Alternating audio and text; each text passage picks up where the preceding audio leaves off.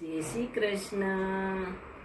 પેલા સમરૂ ગણપતિ દેવા વિઘ્ન લેજો કાપી વાલા બીજે સમરૂ સરસ્વતી માતા વાણી નિર્મળ આપી વાલા ત્રીજે સમરૂ ગુરુ શરણમાં પાવન કીધા પાપી વાલા ચોથે સમરૂ માત પિતાને સદબુદ્ધિ બહુ આપી વાલા પંચમે પુનિત પરમેશ્વરને માનવ પદવી આપી વાલા પેલા સમરૂ ગણપતિ દેવા